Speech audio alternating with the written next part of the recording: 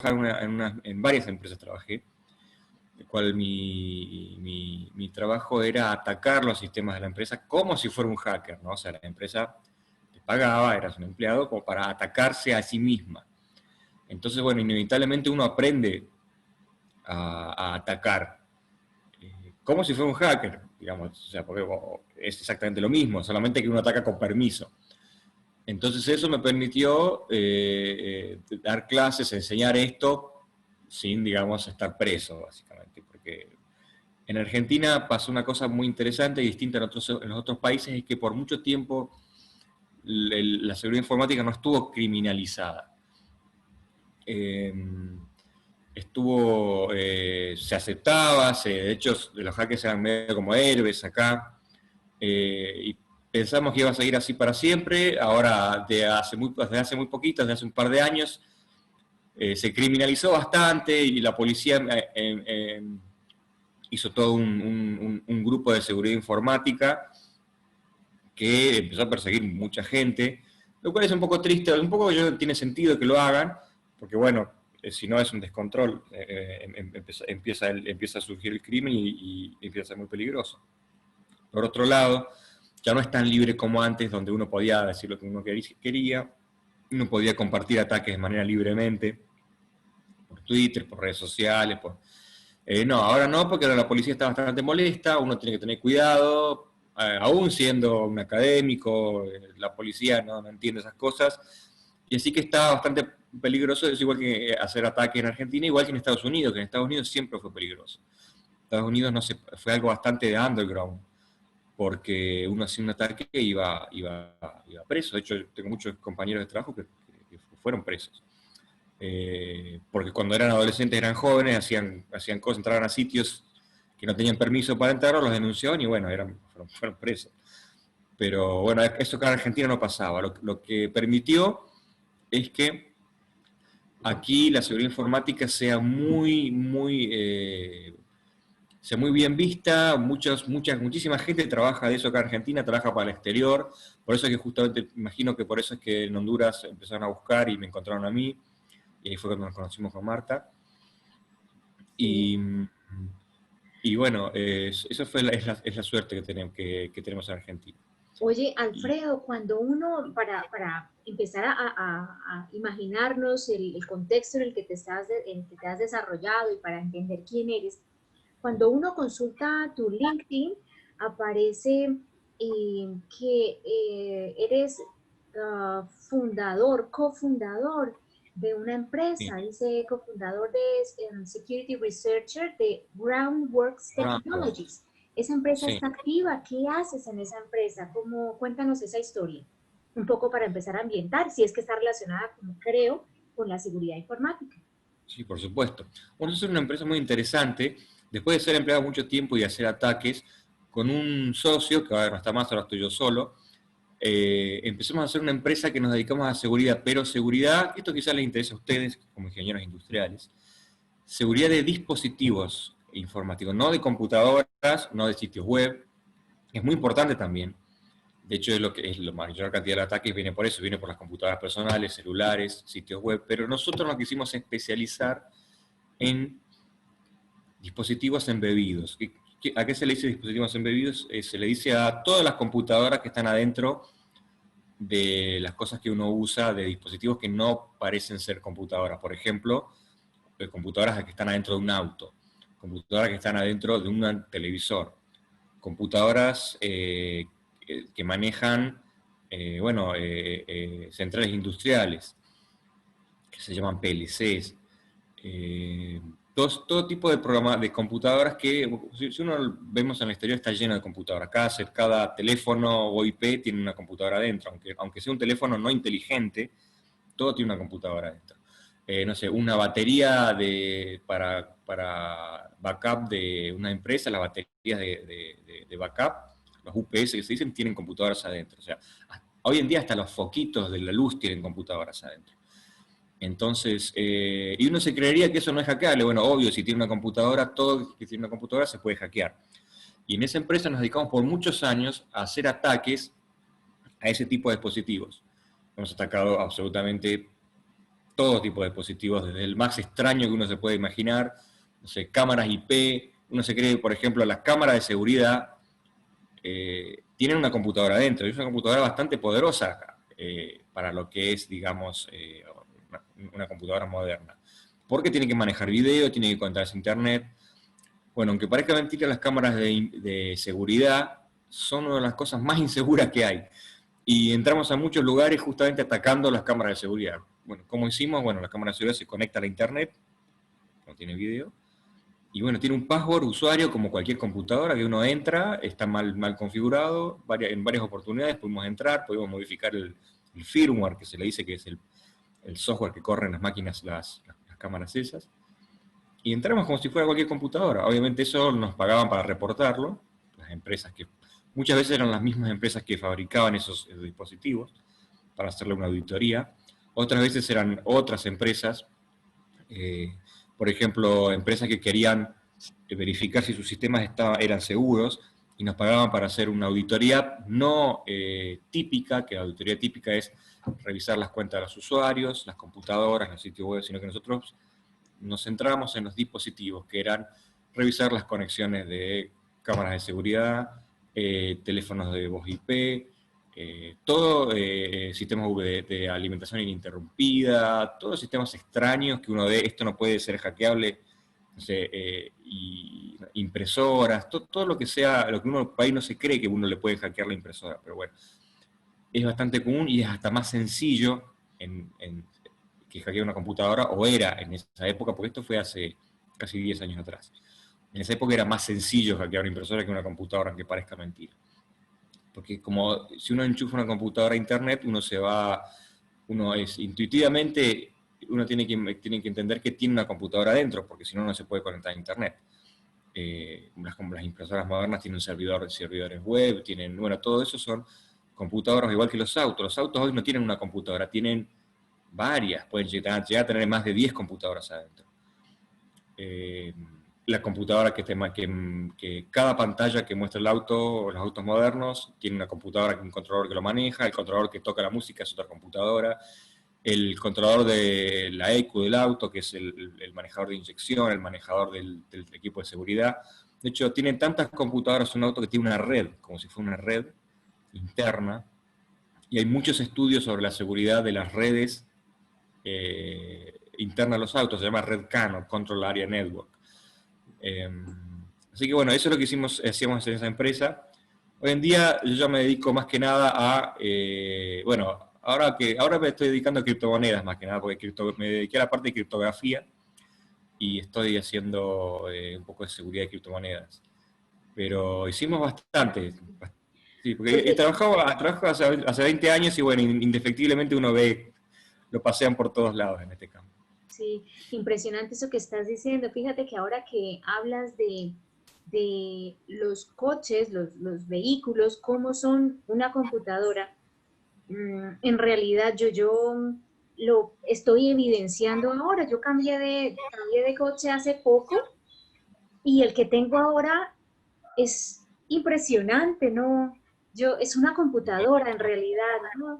A mí me sigue sorprendiendo porque pues no he terminado de leer el manual, pero hay que leerlo definitivamente y me sigue sorprendiendo cómo eh, prácticamente me obliga a ir a la gasolinera y me marca la ruta y empieza a pitar y a dar unos alaridos cuando estoy baja de combustible y no voy hacia la gasolinera más cercana, por ejemplo, ¿no? Le falta, Sí. yo no sé, pero le falta como detenerse y decirme, oiga, que por ahí no es la gasolinera, sí, es una, pero por mencionar solo una digamos, de las cosas, yo me siento como si estuviera con una computadora y me habla bueno, en fin. Oye, Alfredo, mira una cosa, permíteme si yo voy a compartir la pantalla un momento, a ver si me sale bien esto. Cuando yo estaba mirando la preparación de esta clase, yo salvé algunos apartados de algunos papers y de algunos elementos. Yo, por ejemplo, encontraba esta definición, aunque hay muchas, pero encontraba esta definición de ciberseguridad, ¿no? Dice que es el conjunto de herramientas, pero también de políticas, de conceptos, de security safeguards, es como elementos que guardan la seguridad, guías de acción, las políticas de gestión del riesgo, las acciones, el entrenamiento, las buenas prácticas, para asegurar que las tecnologías se usen para proteger el ambiente, el ciberambiente en una organización, y los activos, los assets son los activos de los usuarios. La información también es un activo, ¿no? Entonces, Sí. este paper, un poco para ir centrando la charla, este paper daba varias definiciones de ciberseguridad. Esta es una de ellas, un poco para poner como un denominador común y que todos en esta sala entendamos qué comprende la ciberseguridad. Cuando yo leo esta definición, encuentro que hay muchísimos elementos, ¿no? Que hay tanto herramientas, o sea, ¿qué se entiende por seguridad? Las herramientas, pero las políticas de una empresa o de mi propia casa, las guías que se siguen, cómo se gestiona el riesgo, qué acciones se toman, qué buenas prácticas se siguen, ¿cierto? Entonces, encontraba que es importante que todos consideremos que la ciberseguridad implica un montón de estas cosas, ¿no? Y además este paper hablaba,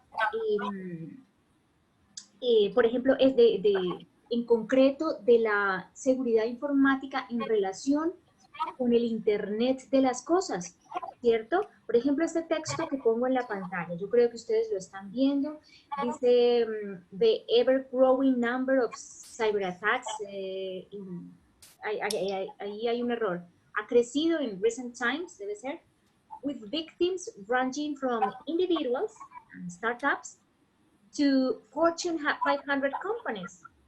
Y law enforcement agencies and governments around the world continues to cause alarm. Entonces me llamaba la atención porque dije, bueno, si ciberseguridad tiene que ver con esa cantidad de cosas que acabamos de mirar, y que además no es una cosa solo de individuos, o sea, de mi casa, cómo estoy guardando mis cuentas bancarias, cómo estoy guardando el sistema de cámaras de video del que tú hablabas hace un momento, pero también aplica para pequeñas y medianas empresas, pero incluso para empresas de las 500 empresas más grandes del mundo, de la Fortune 500, por ejemplo. Entonces, es un elemento que me llama mucho la atención, ¿no? Es decir, la ciberseguridad nos involucra un poco a todos, no es cuestión de por allá, es un problema empresarial o es el problema de mi universidad, cómo fija políticas de protección a los datos, sino que es un problema en realidad de todos, ¿no? Claro, exactamente. Es un término muy amplio, ciberseguridad. Es como hablar de ingeniería. Uno dice, bueno, ¿qué es ingeniería? Pues ingeniería nuclear, industrial, ingeniería de alimentos. Cuando uno habla de ciberseguridad, es un campo tan grande, por ejemplo, antivirus. ¿El antivirus tiene que ver con la ciberseguridad? Por supuesto, es una industria gigantesca en sí misma y es una parte importantísima de la ciberseguridad. Por ahí uno se cree que los hackers es una parte de ciberseguridad. Es la parte más visible, por ahí la más, los ataques, los hackers, es la parte más, como que se noveliza más. Pero hay una parte gigantesca que es por ejemplo, el manejo de permisos dentro de una empresa. O sea, cuando yo entro a una empresa, ¿qué puedo acceder y qué no puedo acceder? Eso es parte de ciberseguridad, la política de permisos. Hay un sector gigantesco de ciberseguridad que es el análisis de los registros, o sea, lo que se dice los logs.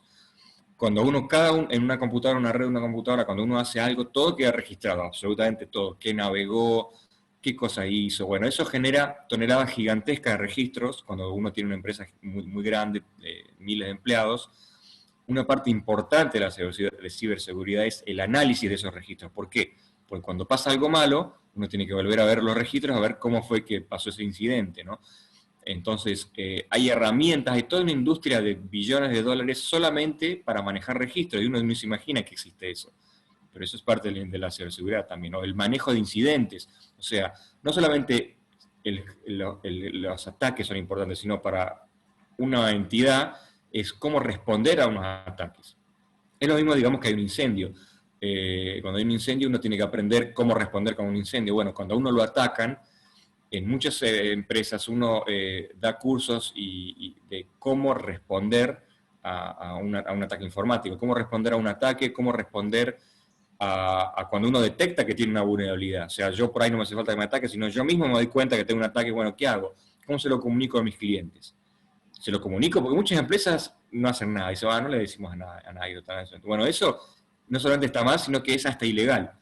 Puede llegar a tener, de acuerdo a las leyes, las empresas quizás tengan la obligación de decirle a los usuarios que han tenido un ataque o que han encontrado una vulnerabilidad. Entonces, fíjese que no tiene nada que ver con hackeo lo que estoy diciendo, nada que ver con virus, sin embargo es una parte muy importante de ciberseguridad, porque es amplísimo, digamos, y cada vez se está expandiendo más, porque es como que la seguridad toca, a medida que se va informatizando la vida de las personas, la seguridad informática las va, quieran o no, nos está tocando a todos, porque es casi imposible escapar de la computadora, como vos decías, con tu auto, ¿no?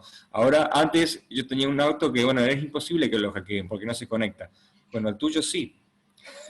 Claro. O sea, y vos decís, no, pero mi auto no se conecta a internet.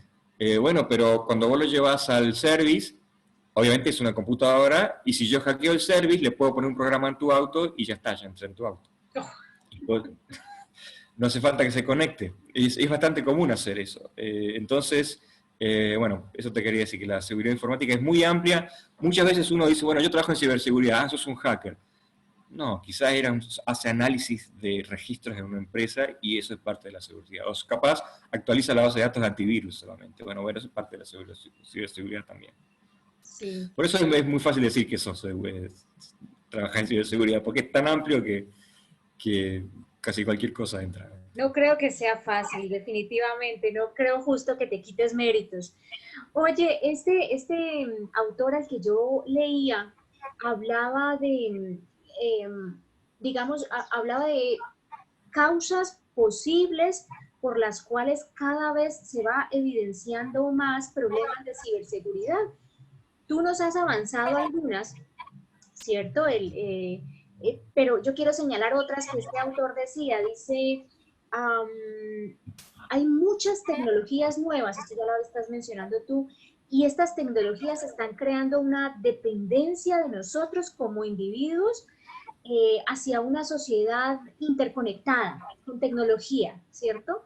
El Internet de las Cosas entra a jugar mucho ahí, el surgimiento del Internet de las Cosas que ha también alterado dramáticamente este paisaje, este panorama de ciberamenazas. También hablaba de la comoditización de las herramientas que permiten hacer ciberataques. La sofisticación de los hackers que se han vuelto más, digamos, más sofisticados en sus ataques. Y hablaba de barreras bajas para la entrada al mercado del cibercrimen, ¿no? ¿Tú qué opinas de todo eso? Voy a recapitular. El Internet de las Cosas, que hace que estemos casi dependientes en una sociedad interconectada por tecnología, la comoditización de las herramientas que sirven para, que te permiten hacer eventualmente ciberataques, la sofisticación de los bien llamados hackers informáticos y las bajas barreras de entrada a un mercado del cibercrimen, ¿no? ¿Qué opinas tú, Alfredo? Bueno, esto es interesante porque la ciberseguridad avanza tan rápido, en un campo que hace 15 años básicamente no existía. Entonces, cada 5 años cambia muchísimo. Ahora, por ejemplo, hoy en día es totalmente distinto a lo que hace hace 5 años. Si ese paper tiene, por ejemplo, de 5 años, todo el ambiente de la ciberseguridad de los ataques cambió. No solamente creció, sino que al crecer tanto, al crecer 10, 100 veces más de lo que era hace 10 años, indefectiblemente cambia. Te voy a decir un ejemplo, por ejemplo. Lo que es interesante es que cambia de la misma manera que cambiaron otras áreas de la ciencia. A mí me gusta compararla con la física, por ejemplo. ¿Qué es lo que pasaba? A principios de siglo, donde surgieron todos los avances grandes de la física, estaba Einstein, estaba, no sé, Bohr, Rutherford, Feynman. La física era una cosa de los científicos y de los académicos. Era gente que, digamos, se ponía a investigar y publicaba libremente sus descubrimientos y crecía por la comunidad de la física. Eso es lo que pasó con seguridad informática hace 10, 15 años. Básicamente, cuando empezamos todos nosotros, éramos amateurs, básicamente. O sea, éramos, nosotros, algunos eran, bueno, yo era académico, pero bueno, había otros que no eran académicos. y cada uno compartía lo que encontraba y compartía ataques, y era difícil entrar. Era cierto que la barrera de entrada era difícil porque había que conocer personas, porque no existía tan libremente la información como ahora. Después se comercializó, en más o menos hace pasados 5 años, las barreras de entrada empezaron a bajar, era mucho más fácil, habían herramientas automáticas que permitían hacer cosas, como bien dice ese paper. Entonces uno no tiene que ser un experto, tiene que conocer la herramienta como específica, es como bajarse un Word, pero era el framework, le dice, para ataques. Y framework para atacar personas, para mandar mails, spam, para hacer ataques. Eso existía, eso hace 10 años empezaron a surgir, había muchos. Todavía existen un poco de esas herramientas, algunas que son comerciales porque uno las puede comprar para probar su propia seguridad, de eso trabajaba yo. Son herramientas muy grandes, hechas por equipos de cientos de personas, que sirven para atacar gente, pero uno lo compra para atacarse a sí mismo. Pero también puede atacar a los demás, no hay ninguna, o sea, no hay ninguna limitación. Hay otras que son más limitadas, más ilegales, que son específicamente, por ejemplo, hay herramientas, software para atacar y robar credenciales bancarias, por ejemplo.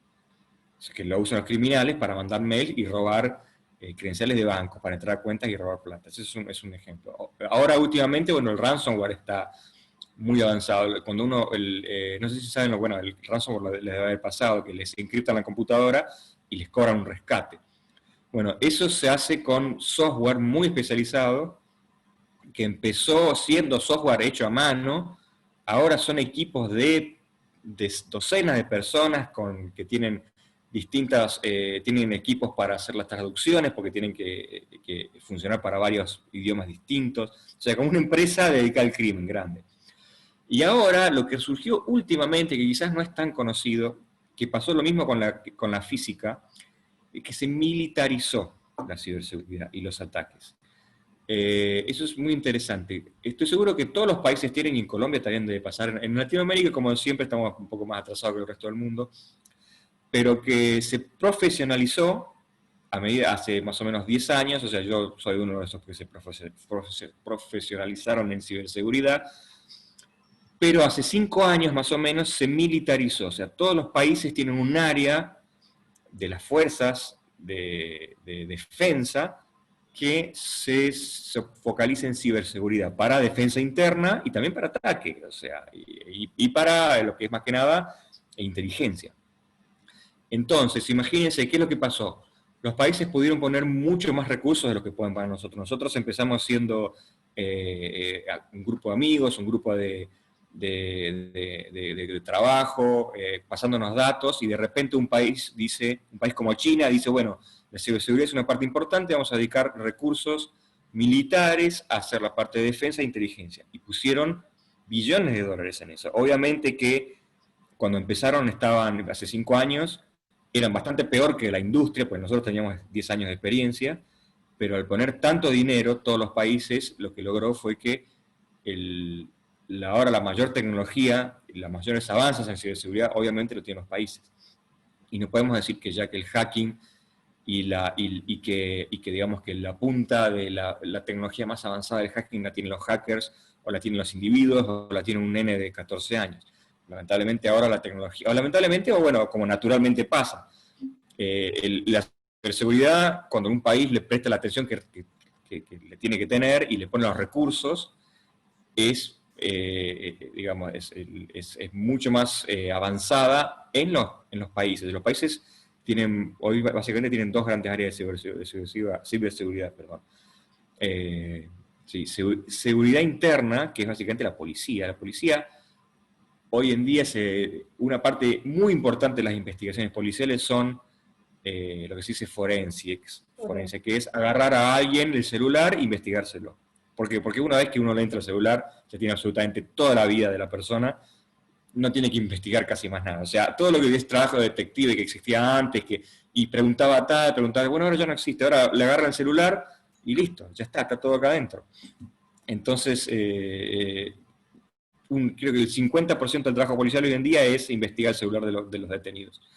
Esa es una parte importante de la seguridad, pero lo que está más avanzado, especialmente en los países como Estados Unidos, China, Rusia, Rusia especialmente, es la defensa y la inteligencia. La inteligencia se refiere a que los países se atacan a sí mismos para robarse cosas.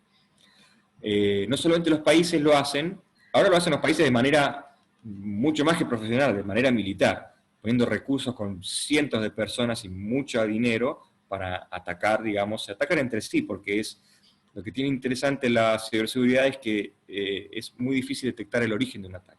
O sea, si un país le tira un misil a otro, es fácil saber quién fue.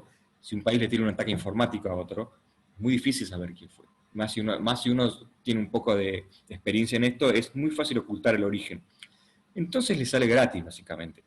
Y Oye, Alfredo, y sí. de esos casos de inteligencia, ¿vale la pena resaltar de pronto alguno reciente o que, digamos, que tú puedas compartir con nosotros para entender mejor de lo que estás hablando? Es decir, entre países, tú decías, el ataque militar es muy evidente, pero el ataque de inteligencia, el ataque informático no lo es tanto.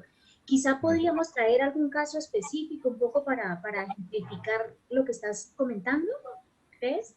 Sí, sí, sí, yo estaba pensando en uno, creo que te lo había comentado, eh, porque la inteligencia, o lo que es la robo de datos, es algo que siempre los países siempre hicieron inteligencia, lo que pasa es que hoy en día se dieron cuenta que con la ciberseguridad, con los ataques informáticos se puede hacer inteligencia de manera mucho más barata, mucho más segura, mucho más rápida.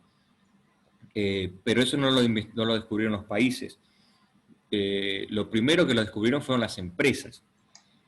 Y las empresas, más si ustedes hacen ingeniería industrial, seguramente les va a tocar, porque a mí me ha tocado trabajando en muchas empresas, que sufren ataques y están constantemente tratando de investigar, obviamente de ver cómo está el competidor, de ver en qué está trabajando el competidor, en qué está vendiendo, qué está diseñando. Bueno, las empresas siempre lo tratan de hacer por medios tradicionales, preguntando, averiguando, haciendo sondeos del mercado. Ahora con la ciberseguridad se abrió otro campo, que es el campo gris, que es tratar de, bueno, entrar y hackearles y tratar de sacar los planos. Bueno, eso y se suma a que es lo mismo que con los países, es muy difícil saber de dónde viene el ataque.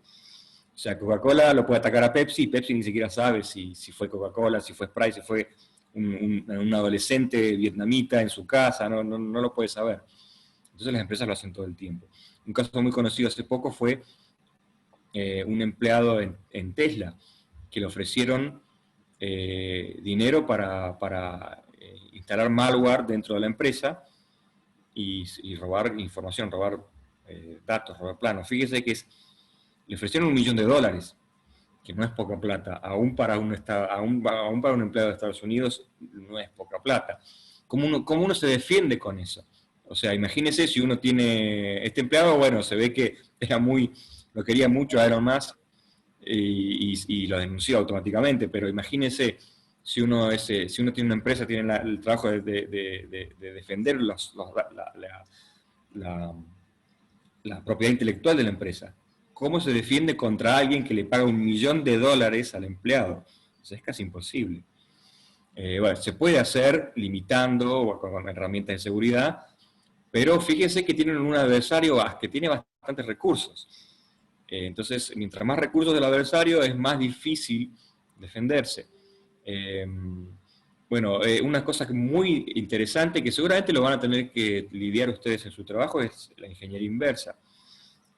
Una de las partes que nosotros empezamos, y uno de los que más se hacía hace 15 años, 10 años y se sigue haciendo, es hacer la ingeniería inversa de productos. Una empresa tiene un producto, alguien lo quiere copiar o quiere ganar lo que es propiedad intelectual. ¿Cómo hace? Hace ingeniería inversa. Adquiere el producto, lo analiza, si es una computadora, muchas veces está ofuscado, o sea, no es fácilmente analizar el diseño que tiene. Entonces, yo uso herramientas de ingeniería inversa para analizarlo. Esto en lo que es industria se usa todo el tiempo. O sea, lo que es muy famoso que países como China o Japón empezaron haciendo ingeniería inversa de tecnología de otros países. Digamos, tiene que ver con la ciberseguridad informática porque existen herramientas. Si ustedes hacen un producto que tiene una computadora adentro, van a tratar de que no se lo copien fácilmente. Entonces, hay productos que sirven para evitar la ingeniería, o dificultar la ingeniería inversa. Se llama ofuscadores. Esa es otra parte, fíjate, estamos hablando de otra parte distinta de ciberseguridad, pero tiene un montón de partes, digamos. Oye, Alfredo, Sí. precisamente quisiera llamar la atención sobre eso, porque tú estás muy familiarizado con todos estos términos y de repente en tu conversación hoy nos has soltado algunos, has dicho malware y no sé si has dicho de pronto virus, pero no todos los que estamos en esta sala tenemos, digamos, el conocimiento homogéneo sobre esos términos. ¿Qué te parece si para que quede un poco en el registro hablamos de definiciones generales? O sea, casi la mayoría de nosotros puede que haya escuchado hablar sobre virus, sobre probablemente gusanos, troyanos, malware. Un poco, haznos un barrido para que tengamos una información homogénea acerca de qué son estas tipologías y si están obsoletas, de tipos de herramientas y tal, un poco en ese sentido. Sí, muy buena pregunta. Yo empecé hablando de malware sin decirlo, así que, bueno, vamos a hacer un recorrido por las dudas, haya quedado algo sí, es todo software, o sea, cuando fíjese que todo termina en ware, porque en realidad todo lo que termina en ware es un tipo de software. Software, bueno, son los programas que se instalan en una computadora, es un programita básicamente, como si fuera el Word, como si fuera el Windows, pero ¿qué pasa? Así como tenemos el programa del Word que sirve para tipear textos, hay gente que hace programas que sirve para atacar personas o atacar computadoras. Tienen distintos nombres de acuerdo a lo que hacen cada uno. El virus, todo lo conoce todo el mundo, es un programa malicioso, generalmente es malicioso, o sea que causa mal al usuario o a los sistemas, que alguien hizo y que se desparrama automáticamente. Eso es la característica que tiene el virus. Es que ataca automático, no es que alguien lo tira a una red. Quizás lo tiran inicialmente a alguna red, pero lo que tiene el virus es que se desparrama automáticamente. De la misma manera que un virus, el virus solo se reproduce y se expande. Bueno, el software informático se copia a sí mismo, trata de copiarse a todas las computadoras que puede. Esa es la característica que tiene el virus. La diferencia entre virus y gusano no es muy distintiva. Quizás lo que tiene el gusano es que se focaliza más en la reproducción. El gusano trata de reproducirse lo más posible al lado de un virus, y es automático en un sistema. Un virus muchas veces tiene un componente de que el usuario tiene que acceder para copiarlo. El gusano generalmente no es, un gusano informático siempre se reproduce automáticamente. Lo que ahora tenemos muy distinto es, por ejemplo, el ransomware. En vez de virus o malware, es ransomware. Todo se entra dentro de la parte de malware. Malware es como software malicioso, pero hay muchos tipos distintos. Tenemos, por ejemplo, el malware, el ransomware, que el ransomware es un tipo distinto de virus. Es un virus que no solamente causa destrucción, como los virus generalmente solamente causan destrucción, sino que el ransomware está hecho, si alguna vez les pasó, y si no, alguna vez les va a pasar porque es muy común, les encripta la computadora, si no tienen cuidado, y después pide un rescate. Ustedes tienen que pagar a una cuenta y le dan la clave para desencriptar. Aunque parezca mentira, estos no es, digamos, muchas veces uno se cree que es falso, que le van a desencriptar, y no. La mayoría de las veces es verdadero, le dan la clave de desencriptación. De hecho, son empresas con muchas personas ya, completamente ilegales, obviamente, porque básicamente tienen de rehén a su computadora. Pero trabajan de eso, están muy organizados. Cuando uno les paga, generalmente le dan la clave de desencriptación. Hay veces que las fuerzas de la ley los pueden agarrar, como siempre, porque son una organización ilegal, y liberan la manera de desencriptar la computadora sin pagar. Eso pasa muchas veces también, pero generalmente no pasa, y de hecho se están perfeccionando cada vez más. Es un software que se desparrama como un gusano, como un virus, pero una vez que llega a un sistema, lo encripta y pide rescate. Este software se desparrama automáticamente en general, pero también se lo puede mandar a su mail directamente. O sea, la manera más fácil que tiene de desparramarse, ahí yo le mando un mensaje al mail, me hago pasar por alguien, cuando uno le hace clic, se contagia su computadora. así que hay que tener mucho cuidado. Muchos sistemas de la Windows ahora tienen antivirus que lo detectan automáticamente, pero muchas veces pasa. O sea, es como toda vacuna, como todo virus, agarra el 95%, bueno, hay un 5% que pasa, y ese es el que causa el daño. Hay otro tipo de ataque que se llama exploit, que es lo que yo me dedicaba a hacer. El exploit es básicamente un software que no se reproduce, que está hecho para atacar un sistema específico. O sea, yo puedo tener un exploit para atacar un celular, un celular Android. Yo tengo un exploit para atacar un celular de Apple, un iPhone, por ejemplo. Yo puedo tener un exploit para atacar una máquina industrial, no sé, que está conectada a la red. ¿Cómo se escribe ese término, Alfredo, que no lo conocía? Perdóname, ¿lo puedes escribir en el chat? Sí, exploit. A ver, es como de explotación, pero en inglés. Ah, ok, exploit, ok. Exploit. Acá voy a escribir. Exploit es un software que puede ser... Ahí está. Que puede ser... puede correr solo, si yo quiero, por ejemplo, atacar una computadora, lo puedo correr solo, o un virus puede tenerlo adentro, o sea, un gusano, un virus, un ransomware, tiene exploits adentro que utiliza para entrar a los sistemas. Eso es como la punta de lanza, ¿no? El gusano usa el exploit para entrar a un sistema. Eso es un poco la terminología también de que se usa. Tenemos exploit, ransomware. ¿Y del troyano hablaste ya? No, no hablé de troyano. El troyano, bueno, es otro tipo de malware, es muy bueno, yo me estaba olvidando, es muy importante el troyano, muy bueno. Lo que tiene el troyano varía en la manera de infección, en la manera de infectar, la manera de entrar a un sistema. El troyano lo que hace es se disfraza, como el caballo de Troya, de la Ilíada, se disfraza de otro software, que en realidad es la manera, es casi el 80% de las intrusiones al sistema son por troyanos. Uno trata de, se imagina un hacker entrando a una computadora, tipeando con el teclado, y la verdad es que la mayor de las veces los ataques son que uno le mandan un programita por mail que le dicen, te mando este programa que es buenísimo para, no sé, un filtro de Instagram, y en realidad es un virus adentro. O sea, tiene, la seguridad informática tiene un componente enorme que es ingeniería social, que básicamente engañar a las personas.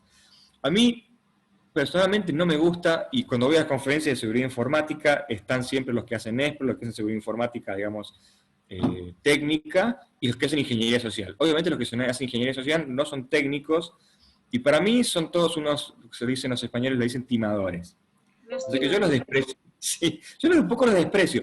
O porque algunos son tan buenos que es, o sea, cuando uno se profesionaliza en ingeniería social, uno puede convencer a la gente de cualquier cosa. Imagínense, es como ser, o sea, uno es muy bueno en manipular, son gente manipuladores profesionales.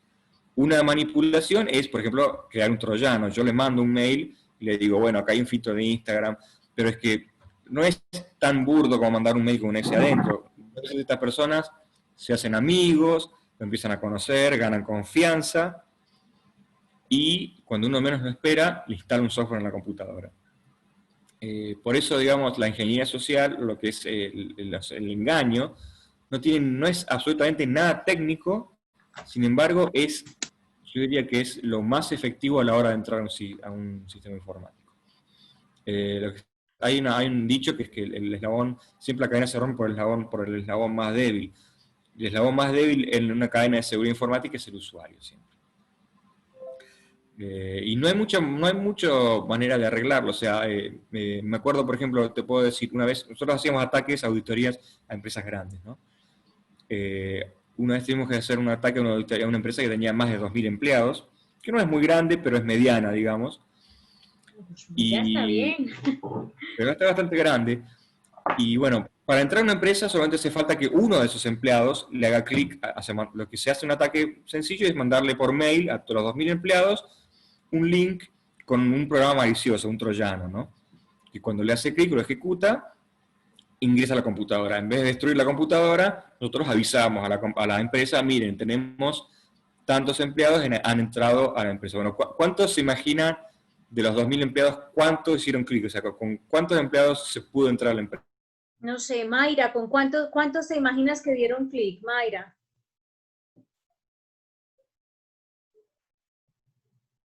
Di un número.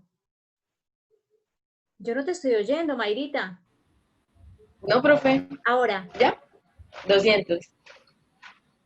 Kelly, ¿qué dice Kelly? 1000. Alfredo, ¿cuántos?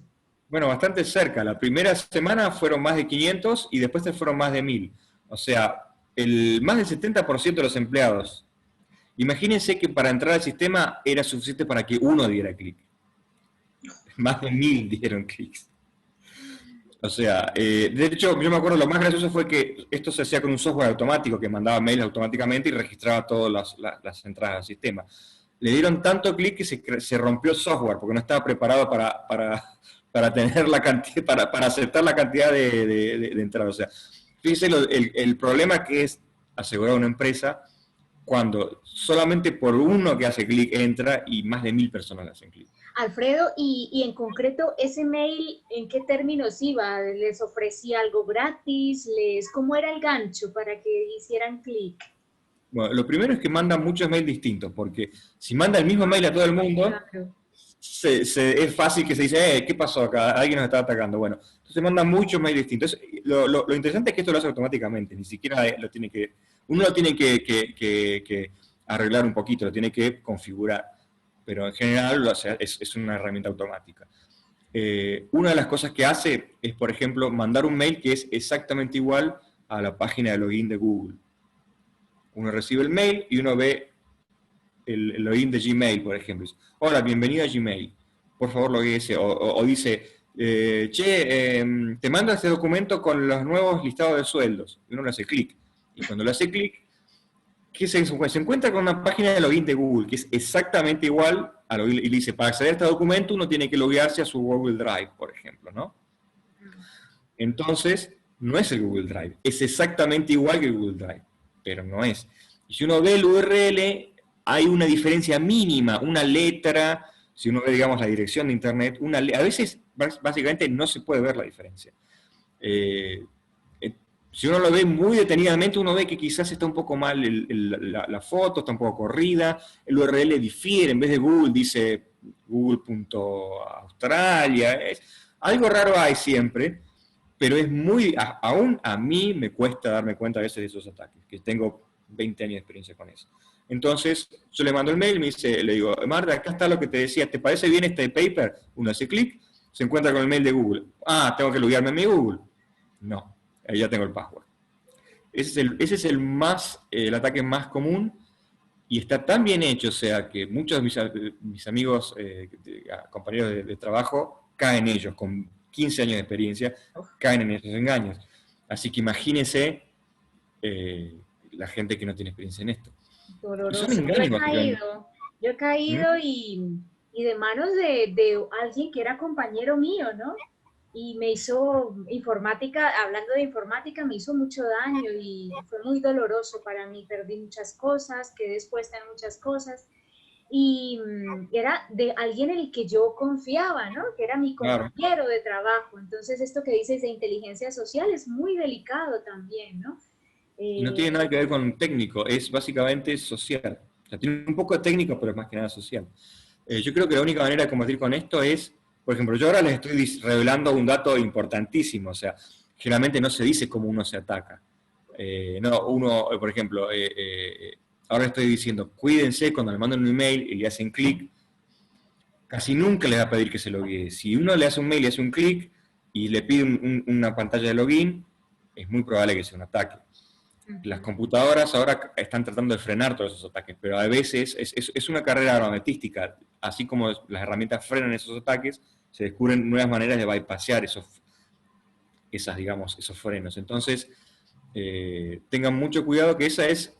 Hay veces, yo hacía ataques que básicamente uno no tenía que hacer nada. O sea, yo estaba así como ahora, como en el Zoom, lanzo el ataque y entro automáticamente a las computadoras de todas las personas, sin que hagan nada.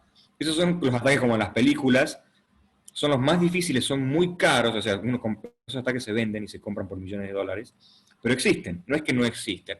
No es que siempre tengo que hacerle clic a algo o poner mi password en...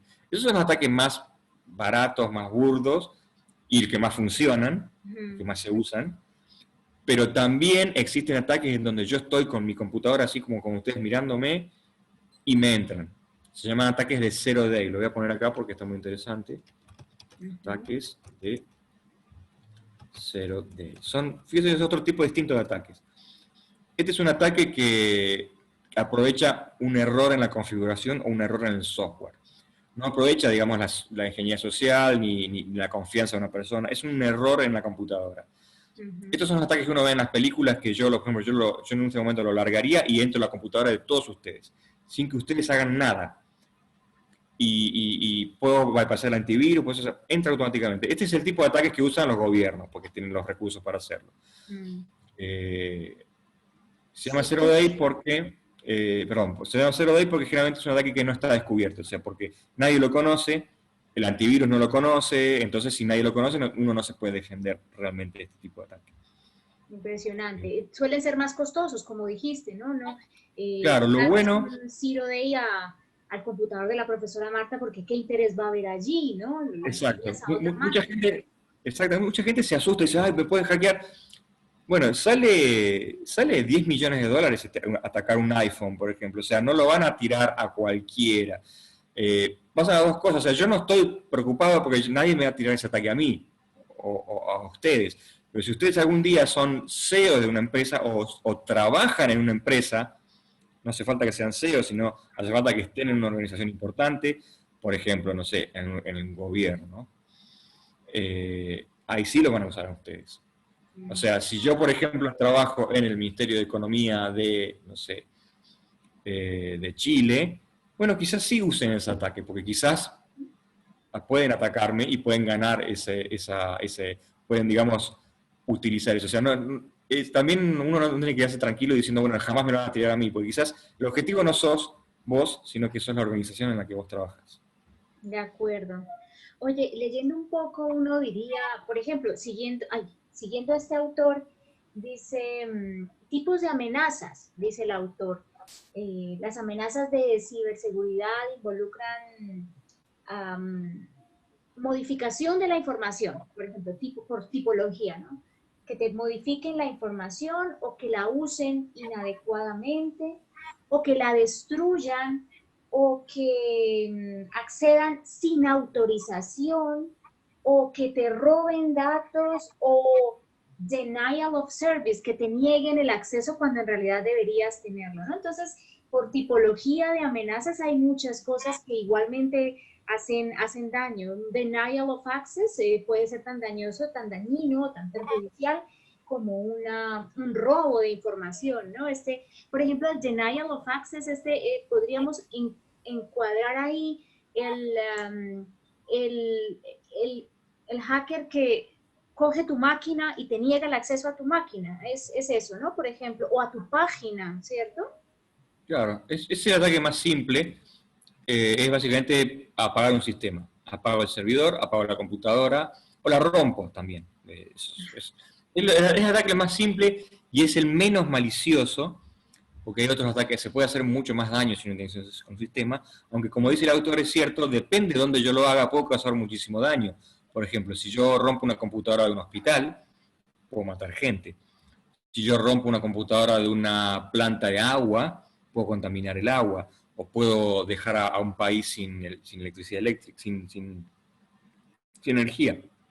O sea, depende de dónde yo lo haga, puede llegar a ser, en general es el ataque menos dañino, porque que a uno le apaguen la computadora, uno lo reinicia, pero depende de dónde lo haga, puede llegar a causar muchísimo daño. Pero hay cosas mucho peores que un daño en el service se puede hacer. Por ejemplo, eso viene un poco de la parte de inteligencia. O sea, uno es de un país, uno puede, digamos, romperlo, es lo menos dañino y lo más visible, pero lo más peligroso es corromperlo.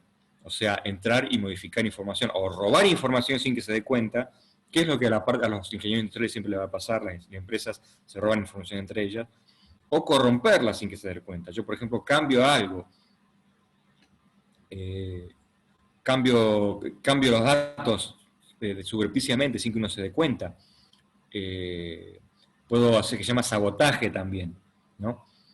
puedo hacer sabotaje, puedo robarme la información, puedo venderla, puedo chantajear, puedo robar información privada, amenazar con eso es lo que pasa mucho últimamente, que a la gente le roba información de Tinder y después amenazan con revelarla, es lo que siempre les pasa a todos los famosos, que dice que se reveló el video sexual de no sé quién, que muchas veces creo que son ellos mismos famosos los que lo revelan, pero bueno, pero muchas veces es un ataque informático real que les hacen.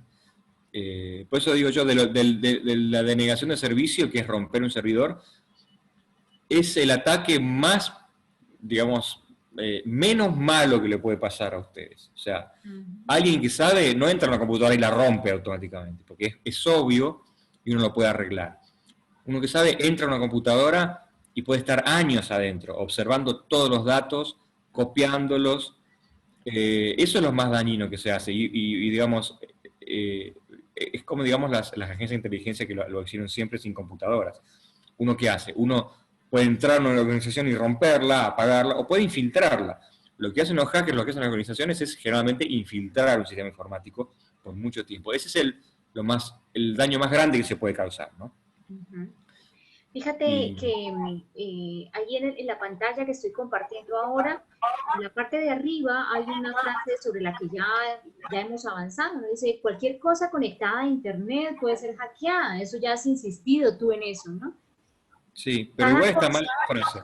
Yo no estoy de acuerdo en esa frase, porque dice todo conectado a internet puede ser hackeado. Y lo que no está conectado a internet también.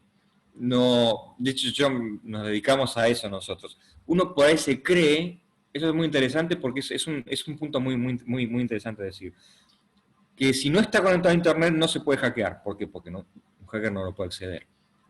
Pero eso es falso. De hecho, uno de los ataques más grandes, uno del malware más avanzado que se vio en la historia, que se llamaba Conficker, se llama. Es un ataque que hicieron a las plantas nucleares de Irán hace poco. Hace como 10 años. Las centrales nucleares de Irán no están conectadas a internet, sin embargo las hackearon totalmente y de hecho las destruyeron. ¿Cómo hicieron? Con un pendrive, de manera más fácil. O sea, cuando lo que hicieron los hackers fue básicamente tenían un kiosco que estaba a 200 metros de la central nuclear, y todos los pendrives que vendían en ese kiosco estaban infectados con malware. Aquí lo encontré, lo acabé de googlear, parece que pasó en 2010, dice que Stuxnet. Stuxnet, esa es. Hay una película, de hecho, de ese. Es un virus tan bueno que hicieron una película, un documental. Fue bueno, no era, para su momento era muy avanzado, no era lo más avanzado del mundo que existía, pero digamos fue hecho por un gobierno, obviamente. Stuxnet hackeó la central nuclear de Irán sin que esté conectada a internet. O sea, eso que dice todo conectado a internet puede ser hackeado, es cierto, pero no quiere decir que solamente eso puede ser hackeado. Hay muchas maneras de entrar a sistemas que no estén conectados a internet. De acuerdo. Y fíjate lo que aquí en el centro de la pantalla dice: digital attacks on connected devices not only pose risks in the digital world, they also create physical risks to the devices themselves, like, for example, property damage, as well as, even more critically, safety risks for the IoT users, ¿no? Un poco lo avanzabas hace un momento. Incluso puedo causar daño físico, no solamente daño informático, a la seguridad, a la información, ¿cierto? Pero daño físico incluso. Y esto es también para considerarse, ya que la mayoría de los integrantes de esta sala están próximos a integrarse al mundo empresarial, ¿cierto? Entonces, que consideren que no solamente puede haber daños en la información o robos, pero también daño físico a las máquinas, a los dispositivos, al hardware que está soportando todo esta información, ¿no? Sí. En una computadora quizás es difícil, uno no creería que hackeando una computadora uno la puede romper, ¿no? Porque generalmente los sistemas de la computadora, no importa lo malo que le haga una computadora, formatearle, borrarle cosas, es muy difícil romperla. Ahora, hay técnicas avanzadas donde uno sí puede llegar a romper la computadora. Ahora, si uno ingresa a un sistema industrial, es bastante fácil romper un sistema con una computadora. O sea, hay sistemas que no pueden apagarse, tienen que apagarse de manera ordenada, manejan procesos que los pueden romper. Hubo creo que un ataque, no me acuerdo ahora, tendré que buscar, a una cañería de gas, que fue creo que fue la explosión no nuclear más grande de la historia. Que dicen, porque obviamente explotó y no hay, pero que fue muy probable que haya sido un ataque informático. Un ataque informático que causó una explosión en una en una cañería de gas de Rusia. Y es muy probable que haya sido parte de un ataque informático entre Ucrania y Rusia. Ahora no puedo buscar, pero después la encuentro. Creo que encontré, ese ocurrió, es muy reciente, ¿no es en 2020? ¿Puede ser? No, estoy hablando de algo, puede ser que haya sido otro. Pero no, esta es hace unos años atrás. Okay. Pero es que es bastante común que pase. Okay. O sea, en lo que es en lo que es computadoras hogareñas, es muy difícil romperlas de un ataque informático. Ahora, en sistemas industriales, que probablemente lo que trabajan ustedes, es al revés, es muy fácil romperlas. Sí. Por ejemplo, conectarse a un PLC y hacer que deje de funcionar físicamente podría, no sé, desbordar el nivel de tanque de crudo donde se almacena petróleo o ¿cierto? Claro. Cambiar la presión de una tubería, entonces exactamente. Puede haber un daño impresionante. Alfredo, en la central nuclear de Irán, sí, perdón. No, adelante. No, que decía que en la central de nuclear de Irán hicieron exactamente eso que decís vos. Atacaron un PLC, hicieron girar las centrífugas a una velocidad, ni siquiera una velocidad grande, a una velocidad especial que hacía que entrara en resonancia y se autodestruyeron, explotaron. Solamente al modificarles la velocidad de giro. O sea, es muy sencillo un sistema industrial romper. Mira, lo que iba a comentar ahora es que después de estar hablando ya durante un tiempo acerca de definiciones, riesgos, escenarios, ciertos tipos de herramientas, es importante que también los que estamos conectados a esta sala, dice que tengo una conexión inestable a internet, me excusan si se oye mal, que es importante que los que estamos conectados a esta sala como los futuros miembros de organizaciones, intentamos a qué cosas deberíamos ponerle atención, qué cosas no deberíamos hacer.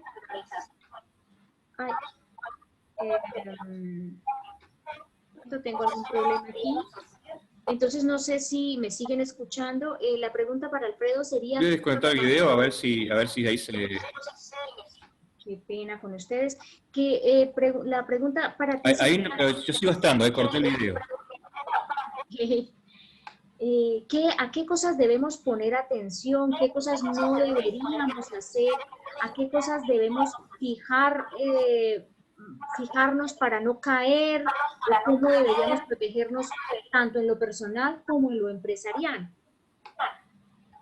Sí.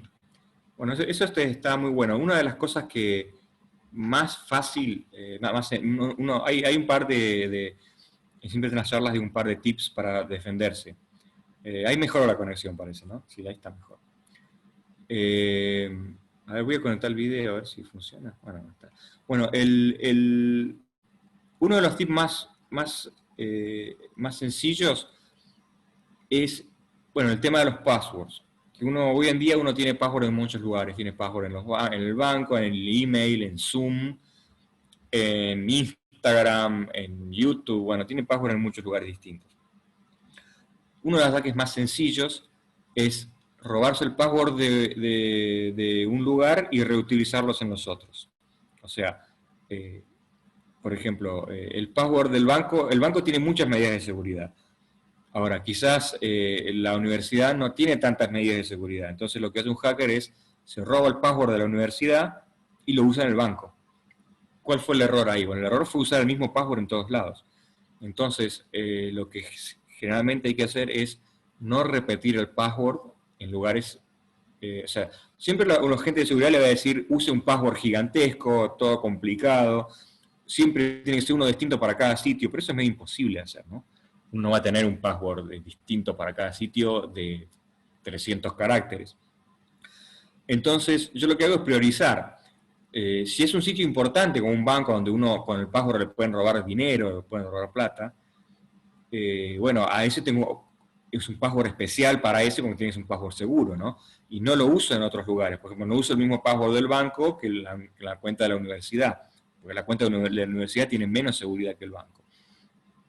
Casi siempre es así. Entonces, entre esos dos instituciones no comparto el password. Pero, por ejemplo, yo tengo un password que son 3 letras o 8 letras todas seguidas, muy fácil de usar, que uso en todos los sitios que no me interesan. No sé, sitios de chat, Instagram, no sé. Pongo password así nomás, cosa de que no me moleste acordármelos y no es muy importante si nos llegan a robar.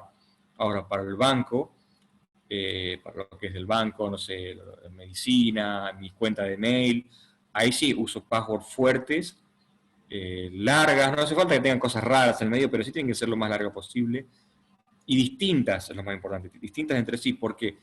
Porque si no son distintas, lo que siempre pasa es que le terminan robando el password y le terminan con ese password y usuario entrando a todos los otros servicios.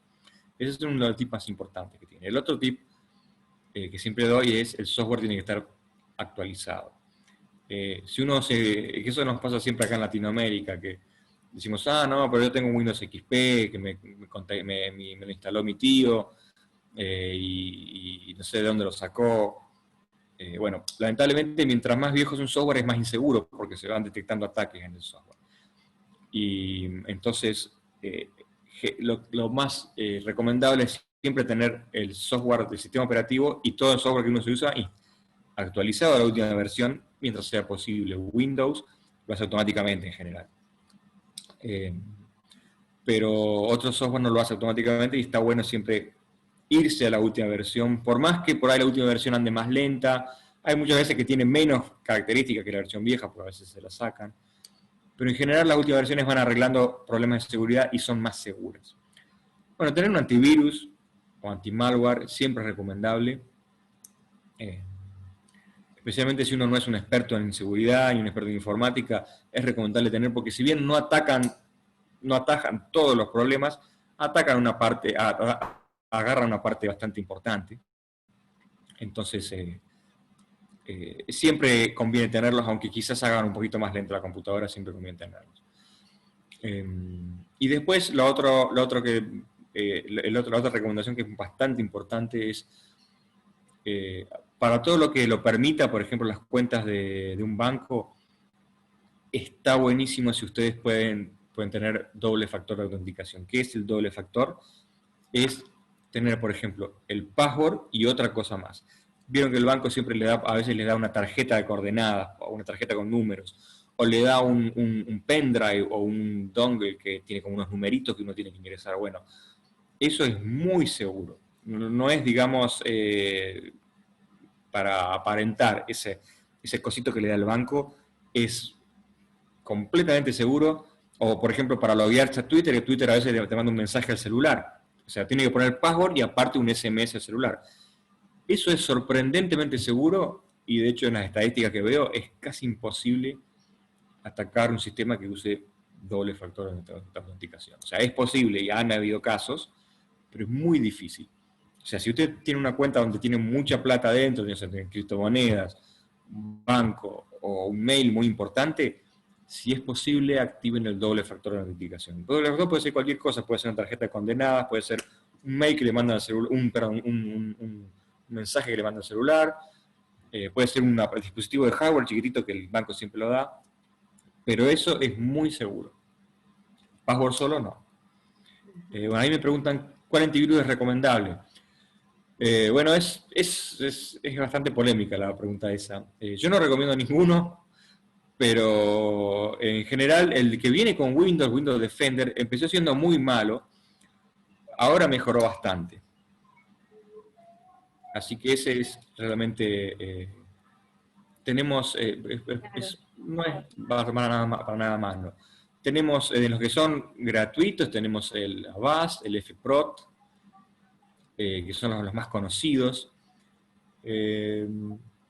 Norton, yo tengo que, Norton. Está en el otro antivirus. En lo que es empresarial, por ejemplo, hay Symantec, vende virus empresariales que son antivirus que se lo ponen las empresas, las instituciones y se lo instalan en cada computadora.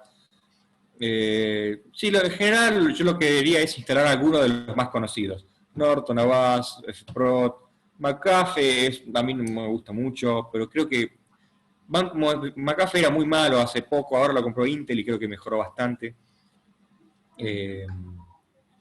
Pero en general yo instalaría el de Windows. Si ustedes usan Windows, anda bastante bien. No hace falta gastar plata en un antivirus. A no ser que uno tiene una empresa.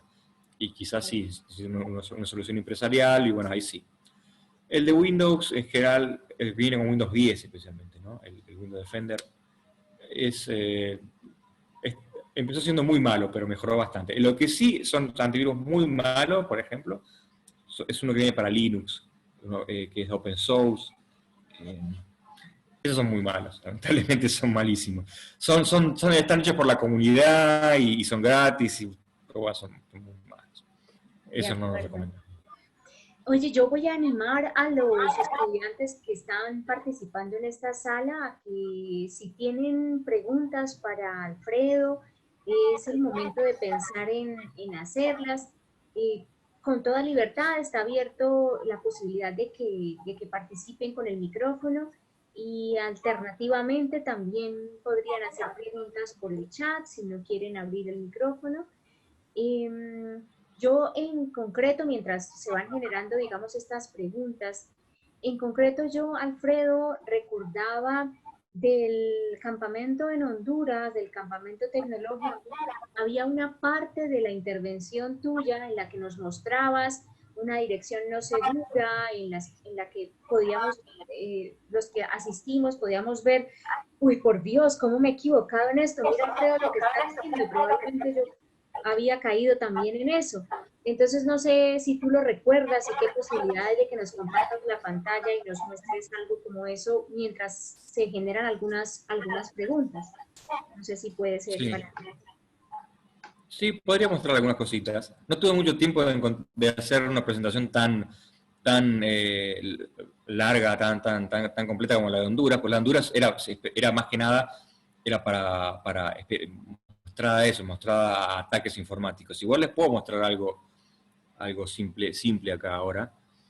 Eh, Sí, lo apreciaríamos mucho, pero entiendo que el nivel de complejidad de aquella es diferente a esta, entonces lo que puedas compartirnos lo vamos a apreciar igualmente. Igual este es un ataque que estaba hecho, está incompleto, porque obviamente lo hice de la mañana realmente. A ver si lo puedo ver. Eh, pero es como un inicio, así, es como para mostrar cómo se pueden hacer los ataques inicialmente. Ahí no sé si están viendo mi pantalla, no sé si la están viendo. Sí, yo la estoy Porque, viendo, sí. bueno. Bueno, lo que yo necesito acá lo que estoy acá es en el sistema Linux, no es Windows. Linux se lo recomiendo, es más seguro que Windows, el que lo quiere usar, pero el problema que tiene es que tiene muy pocos software, ¿no? Eh, yo acá lo que estuve haciendo es entrar a... Esta es la Universidad de Santander, ¿no? Y No me digas fíjese... que hackeaste algo de la universidad. No, yo nunca hackeo. Siempre con permiso. pero, pero digamos, no es un hack, esto es un hack de los que se pueden hacer, digamos, de los amigables, digamos. O sea, no es que entrar al Ok. servidor. Una cosa es cuando yo entro al servidor ya estoy haciendo algo ilegal. Ahora, si yo encuentro una falla en el sistema, sin que yo tenga que haber entrado al sistema, por ejemplo, que me muestre la falla, eso es legal, porque yo no entré. Esto es lo que le estoy mostrando ahora. Acá entra uno de los programas académicos, ¿no? Fíjense que está todo normal, excepto esta parte de acá. Acá está mostrando una cosa rara. Por eso digo, esto no es un ataque, este es el inicio de un ataque. Si yo empiezo a escribir cosas aquí adentro, a ver si esto es cierto. No, ahí no me funciona. Creo que hay una manera.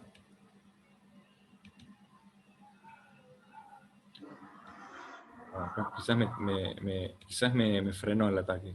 Bueno, acá estaba, por ejemplo. Fíjense que yo escribí acá la palabra hola, ¿no? Dentro del URL de la universidad.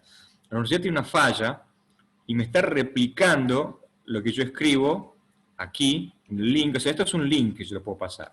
Cuando yo le aprieto este link, me lo muestra adentro de la página.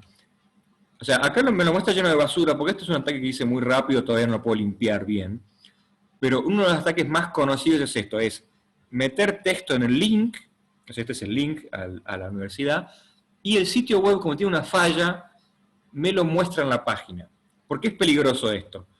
Porque yo acá puedo poner texto y puedo hacerle creer, por ejemplo, a la persona que está viendo la página lo que yo quiero. Por ejemplo, yo acá puedo decir, puedo poner, no sé, peligro. Peligro vienen los Virus papuchos. claro, virus detectado, virus. Y me va a aparecer acá. Y no es la página la que me está mostrando, o sea, soy yo el que estoy modificando el contenido de la página. Entonces uno parece creer y dice, che, la universidad me está diciendo que es un virus. No, la universidad no está diciendo que es un virus. O sea, es que pasa que la universidad está mostrando el texto que yo le estoy pasando. Este es un ataque real, se llama ataque de reflexión, se llama, porque es como que el sitio web me refleja el texto que yo le estoy poniendo. Y en realidad yo no estoy accediendo al servidor porque yo no puedo acceder al servidor, sino que el servidor me devuelve lo que yo le pongo. Lo cual está mal, porque el servidor está confiando en mí. Está confiando en que yo ponga un texto que no es malicioso, pero si yo soy un hacker puedo poner un texto malicioso. Ahora, el servidor este está bastante bien configurado. Y fíjese que me pone un montón de basura acá. Esto quiere decir que el ataque pasó, pero no pasó del todo. Porque tiene parece que tiene algunas defensas que frenaron parte de los caracteres, no lo frenaron del todo. Esto con tiempo, alguna persona que se dedica a esto lo puede bypassear, o sea, puede tratar de hacer el ataque que funcione igual. O puede reemplazar toda esta parte, puede llegar hasta a reemplazar todo el sitio por un sitio por texto por texto que le estoy mandando yo, porque así como el sitio me está mostrando el texto que yo le mando, yo le puedo llegar a mandar código y el server, en vez de mostrar el código de la página, va a empezar a mostrar el código que yo le mando. Por eso es un ataque de reflexión, es muy simple, están en todos lados, pero por eso yo siempre muestro este tipo de ataques, porque casi todas las páginas lo tienen. Lo ideal es que no me muestre el texto que yo le mando aquí, sino que no muestre absolutamente nada de lo que yo le mando, obviamente, porque yo le puedo llegar a mandar cosas maliciosas, ¿no? Pero bueno, esto es un ejemplo de un ataque. Fíjense que yo en la página web de la universidad me muestra con... perdón. Ahí no están viendo. Me muestra con candadito, es la página real de la universidad, o sea, no es una página... es imposible darse cuenta. Lo único que sí, que si uno ve con detenimiento, uno se da cuenta que hay cosas raras al final del link, y estas cosas raras me las está poniendo acá. Si uno tiene un poco de viveza, uno dice, che, acá hay algo raro, acá el link tiene un pedazo de texto y acá me lo está poniendo. Pero bueno, si uno no se da cuenta, o si uno pone un link grande y no se puede dar cuenta, estos ataques pueden llegar a funcionar. Por ejemplo, si yo acá, este sitio web se ve que tiene algún tipo de antivirus, algún tipo de protección. Cuando yo le pongo demasiado texto, por ejemplo, me lo corta, ¿no? Ahí estoy tratando de... Bueno, ahí me lo cortó. Entonces se ve que tiene algún tipo de protección y está funcionando. De acuerdo. Pero, digamos, al principio algunas cosas las dejó pasar, como este hola. Bueno, este es un ataque real, digamos. Alfredo, quisiera, por ejemplo, preguntarle, esto es para verificar qué tan conectados están los chicos. No sé, Sebastián, por ejemplo, Sebastián, si tú te imaginas un ataque a la información de la Universidad Industrial de Santander, ¿cómo te imaginas que podría hacer daño? ¿Qué tipo de información sería, digamos, susceptible de cuidar mucho? Porque no queremos que alguien entre y la toque, la mire, la acceda sin permiso. ¿Cómo te imaginas eso, Sebastián, por ejemplo? Pues personalmente yo creo que, pues por mi parte, iría como por la parte financiera, aunque la parte de protección de datos de todos los estudiantes también es importante. Yo creería que más que todo, pues si yo fuese, digamos, el hacker, yo atacaría la parte financiera de la universidad. Podría cambiar las notas también. Pero, o sea, el beneficio de eso, no sé. De pronto si resulta O podría robar la información de todos los estudiantes. O lo que encriptarla y cobrar para desencriptar. Está muy bueno, Marta, ese ejercicio que hiciste porque le estás haciendo despertar la curiosidad criminal a los estudiantes. Porque es muy importante pensar de manera criminal, no todo el mundo lo puede hacer. Bueno, no sé si alguien tiene preguntas adicionales, este es el momento de hacerlas. Yo quería que comentara algo sobre criptomonedas. Bueno, sí, yo justamente hace años me dedico soy desarrollador de criptomonedas, básicamente, porque así como muchos de los que hacen seguridad informática no son desarrolladores, no saben programar, pero yo sí, así que trabajo de eso. Programar de manera segura, que es lo importante, ¿no? Porque eso es el problema que tienen los mayores programadores, la educación en las universidades no se da, como no se da seguridad informática, es muy pocas universidades están dando seguridad informática, las más avanzadas, entonces los desarrolladores, los programadores no saben y programan de manera insegura. Las criptomonedas es una tecnología muy reciente, bueno, en realidad no es tan reciente, pero es muy interesante porque está hecho básicamente para bypassear el sistema legal de los países, ¿no? Yo creo que el caso de uso más grande es ese. Los países tienen muy regulada la parte financiera, en base a muchísima experiencia, tienen cientos de años de experiencia de ataques financieros que han sufrido, acciones. Entonces, en base a eso, han regulado la industria de manera muy estricta en muchos lugares. Y bueno, como respuesta, las criptomonedas surgen como un sistema bastante abierto y casi sin regulación, ¿no? Que lo que hace es bypassear todo el sistema de regulación y especialmente el sistema impositivo de muchos países. Como tecnología es muy interesante también, porque es un sistema distribuido, cuya seguridad se basa principalmente en un consenso. O sea, se basa en muchos sistemas funcionando al mismo tiempo y poniéndose de acuerdo en algo, y en eso se basa la seguridad, que no pueda un solo atacante romper todo el sistema, sino que tienen que ponerse de acuerdo con muchos. En el caso de criptomonedas, generalmente se llama sistema, es más de un cierto porcentaje, tiene que ponerse de acuerdo para hackear o tomar el control de una red, ¿no? Y bueno, es muy interesante y una de las aplicaciones más interesantes de la criptografía moderna. Especialmente la parte de computación distribuida. Fíjese que en criptomonedas, nosotros solamente vemos criptomonedas como es Bitcoin o Ethereum, pero el sistema subyacente, especialmente de los contratos inteligentes que surgieron últimamente, lo que es Ethereum, que es una criptomoneda un poco más moderna que Bitcoin, es que es básicamente una computadora distribuida. O sea, no solamente tiene una criptomoneda, o sea, no solamente es un banco virtual o un banco distribuido, sino que es efectivamente una computadora distribuida. O sea, es una computadora que está funcionando y yo no la puedo frenar. O sea, si yo, por ejemplo, un juez da la orden de tirar abajo tal sistema porque está dando préstamos de manera ilegal, no lo puede hacer. Porque, por ejemplo, si yo hago un software arriba de Ethereum que da préstamos, o juego la quiniela, no sé, la quiniela acá en Argentina es ilegal. Hago un sistema de quiniela arriba de un contrato inteligente, por ejemplo, arriba de Ethereum, que funciona con una criptomoneda, y el juez va a decir, bueno, mira, no podés hacer quiniela ilegal. Te voy a tener que bajar la computadora. Bueno, no lo puede hacer, porque Ethereum es una computadora que está distribuida, ¿no?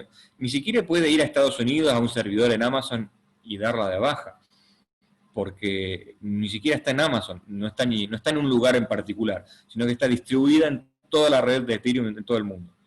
Eso para mí es lo más interesante de la criptomoneda. O sea, los países no la pueden frenar, porque para frenarla tendrían que tirar abajo cada una de las computadoras que forman parte de la criptomoneda, y es casi imposible de hacer. Aunque yo creo que si tienen ganas lo pueden llegar a hacer. Si tienen muchas ganas y le ponen muchos recursos, obviamente pueden atacar toda la red de Ethereum, pero es muy difícil. Eso es lo que me parece más interesante. Gracias, Alfredo. Oye, en el chat hay otra pregunta, pero yo le voy a pedir al estudiante que abra el micrófono y le explique a Alfredo mejor la pregunta, porque no queda muy clara. ¿Qué te parece? Me parece que... No puedo ver el chat, voy a tener que apagar, voy a poner que apagar la ventana porque... Y la estudiante va a abrir el micrófono y va a preguntar. Ahí está, estoy viendo. Buenos días, soy el ingeniero. Licenciado. Es lo mismo. Bueno, mi pregunta hace referencia con la de las manillas de pago de banco.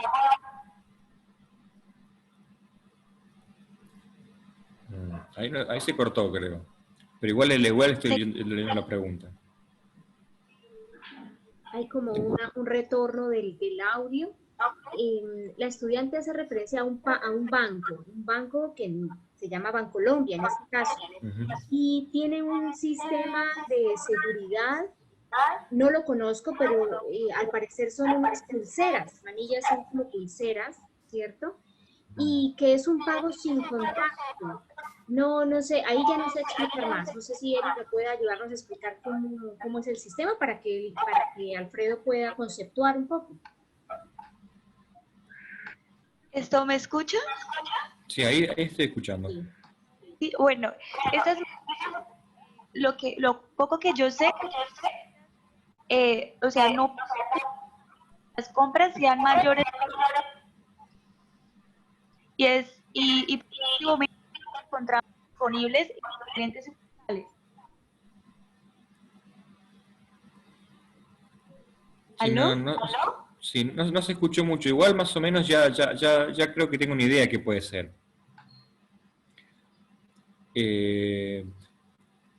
Porque muchos bancos lo usan, de hecho en China se usa casi siempre eso. Hay muchos que lo hacen con celular también, que el celular tiene para leer ese tipo de tecnología. Es como, básicamente como las entradas a los subterráneos, a los trenes que hay aquí también, que son como unas tarjetas magnéticas, que se dicen magnéticas, que entra y uno paga solamente acercando el celular o acercando una pulsera o acercando una tarjeta. No conozco exactamente el sistema porque son todos distintos, tendría que ver cuál está usando. Sé más o menos la tecnología que está usando porque no hay mucha tecnología que puede usar, es una tecnología de, básicamente una memoria de acople sin contacto. Son seguras, son más o menos seguras. Si el banco lo hizo bien, obviamente va a ser seguro, pero yo escuché varios ataques que son posibles, que se hacen, por ejemplo, uno, por ejemplo, guarda el token, o la pulsera, o la tarjeta, la guarda en el bolsillo, o en el bolsillo de donde está la cartera, y hay unos ataques donde hay un dispositivo que se acerca a la cartera, o se acerca al bolsillo del pantalón, y hace una transacción, ¿no? ¿Por qué? Porque como es de proximidad, lo único que hay que hacer es acercarse a la persona, acercar el aparato adentro de la cartera, y le descuenta dinero, le hace cosas. Yo vi varios de esos ataques. Claro, ese es el problema, que no pide clave.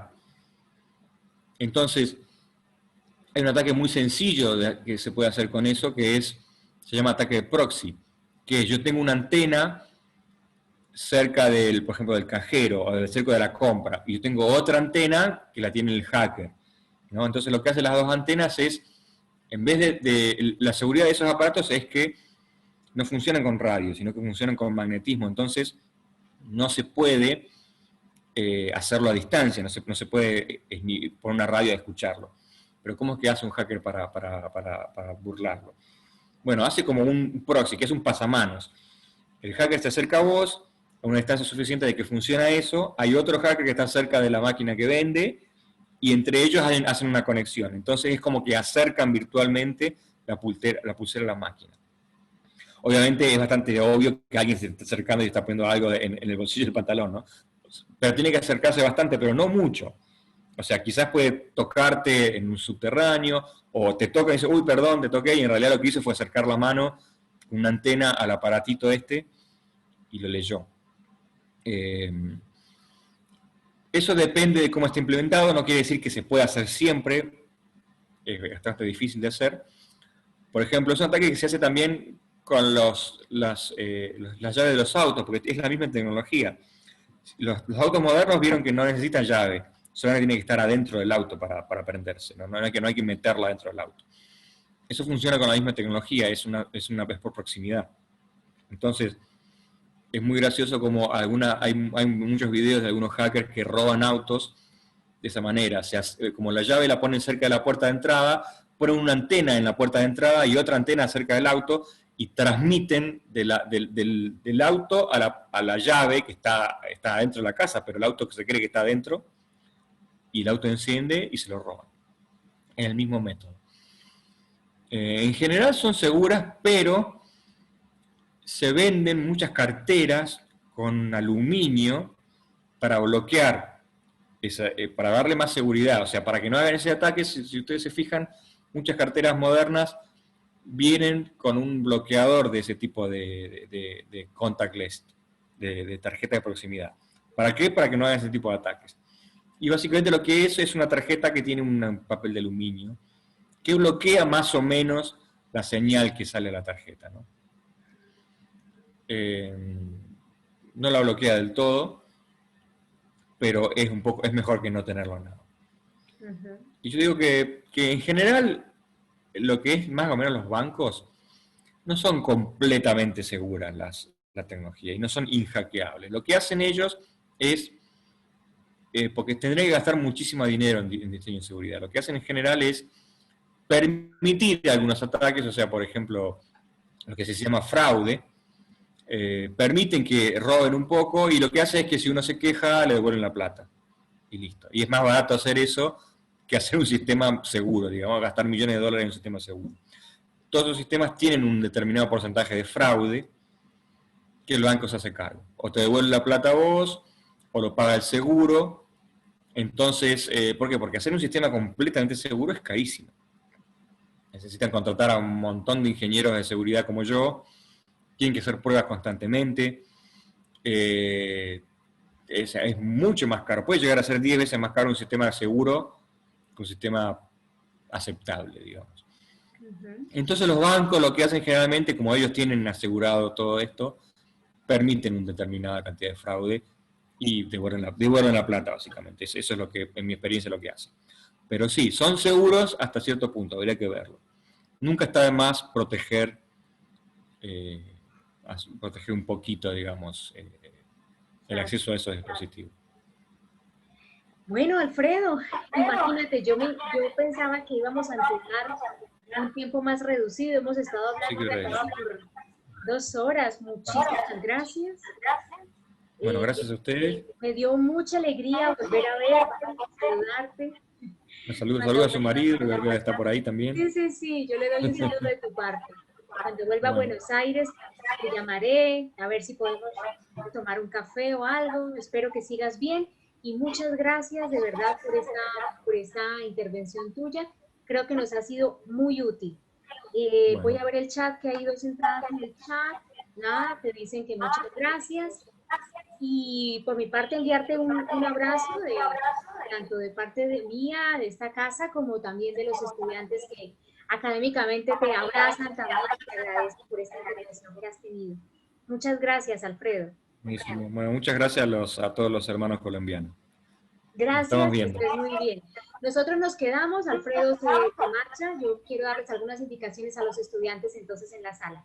Gracias, Alfredo. Chao, chao.